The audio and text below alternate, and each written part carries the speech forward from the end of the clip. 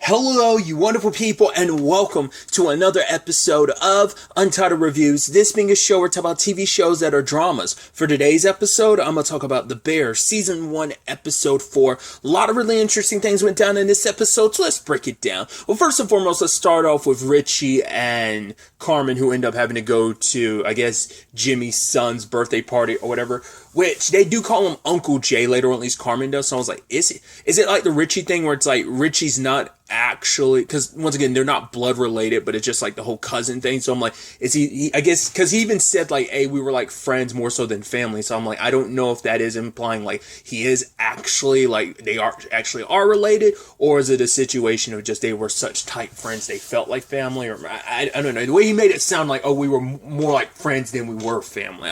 I don't know, like because he was pretty tight with their dad. I guess that's the story he tells sounds pretty definitive on like what happened to their dad. Maybe. No, it's just like, right, we were driving so fast and your dad like flew out the windshield and it's just like he never landed. You're like, Jesus. So, because even Carmen was like, he didn't really know his dad that well because I guess his dad died like probably when he was fairly young.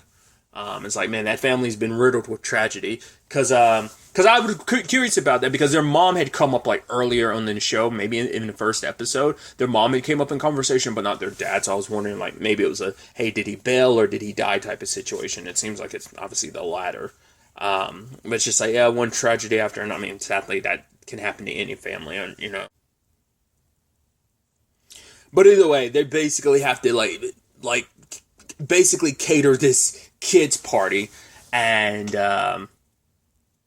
I love that it's just like Richie and Jimmy getting at it back and forth, especially with Jimmy like purposely calling him Rick and setting him off because they're going back and forth because apparently somebody slipped and fell. I don't remember who Jimmy said was, but somebody fell because there was like a plumbing issue or whatever. Well, because Richie was like, I was called for something to do a certain job, but you needed like a plumber or something. But it's like, yeah, that's why we tried to call you, but you didn't answer the phone. But then later on, Richie's like, because like Jimmy tried to make a point. It's like, yeah, she kept calling Rick's number, this number. He's like, yeah, that's not me. I'm 312, dog. That's Michael's phone. And then both of them are kind of solemn for a little bit. It's like, that kid. And then go like, yeah, that kid. So, like, I don't know if that's supposed to be indicative of, like, maybe that was one of those times, like, oh, he didn't answer to be like, yo, you got the wrong number. This ain't Rick. This is Michael.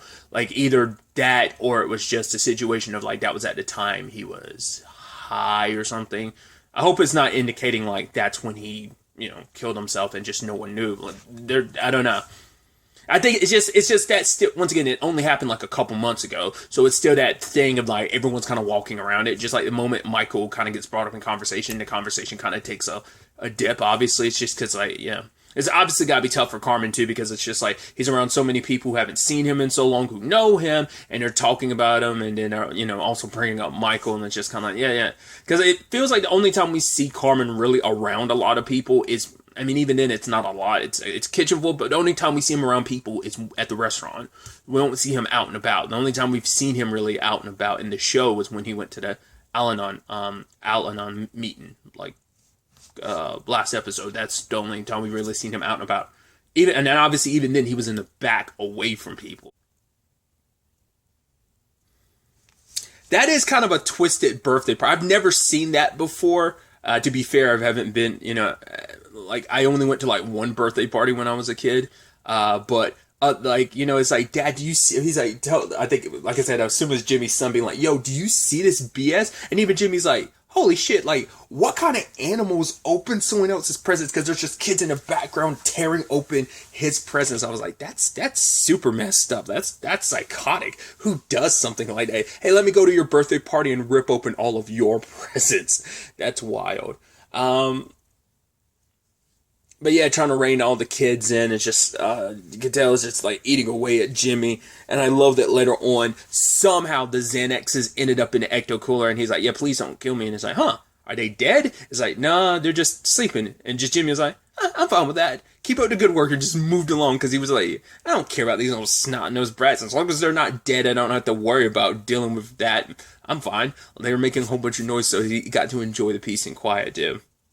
I also love that, Pete's there. I feel bad for Pete because he's trying so hard to fit in, but like no one likes him. The reason why it's because Jimmy and Richie were just talking about like, oh my god, that guy, you just want to, you just want to punch him. And it's like, and Richie's like, exactly. He's got like, it's just because they're like, no, he looks like he's gonna call the police on you any minute, like a narc. Exactly. It's like poor Pete, because I guess he's so like straight laced and out of place in that family, because it's a family that likes to bust each other's balls and kind of fuck around and stuff like that. I even love like Richie being like, Jimmy's not even Italian. He's like, yeah, but because it's like, 100% Polish. It's like, but you're not Italian either. He's like, yeah, but I'm more Italian than he is. I was like, wait, how Italian are you? Because he, especially in the first episode, he was talking about like being an Italian. I'm like, wait, are you not actually Italian, or is it like a very small percentage or something like that? For him to kind of like, maybe it's like hey, I might be like 3% Italian, but that still makes me more Italian than him or something like that. Maybe that's the justification, but. Anyway, circling back to Pete, he's the guy that's just that awkward thing of like, yeah, Jimmy, Richie, and Carmen and all laughing and chopping it up. And then here comes Pete, and he immediately kills the mood and just kind of like yeah, Pete. It's just, he sucked all the fun out of the room. Like I said, he just wants to be included, and I feel so bad for the guy, because he's like, hey, I'm not trying to get in the middle of things, but your sister's kind of pretty pissed at you. I think it's because of the whole, like, he ignored her calls, specifically last episode during Michael's birthday. Like, it's like, right, it's a rough time for you, I get it, but it's also really rough for her. Like, hey, I followed all the stuff you were doing in New York, I was proud of you, but at the same time, it's like, sugar, she missed you, you know?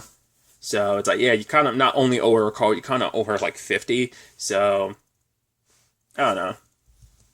He just wants to fit in, even his last line in the episode, being like, hey, thanks for making me a part of this family. It's like, he just wants to be included, but like Richie, and I don't think Carmen's a lot more friendly. He has at least tact about it, where it's like Richie just can't hide his disdain. So he was just kind of like, yeah, and just kind of left the scene at that moment when Pete was talking to Carmen and everything. Like, it's just like, once again, like, he sucked the fun out of the room. And even later on, I love that line from Jimmy being like, hey, you want to see something disgusting? I was like, what the hell is that going to be? And it's Pete passed out. He's like, see what I mean? Just sleeping. You just want to punch him in the face.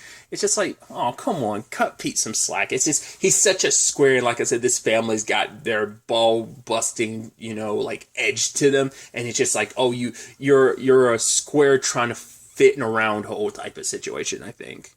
Well, I guess he's more like a circle trying to fit into a square, because it's just like, yeah, but it's not quite fit in, type of situation.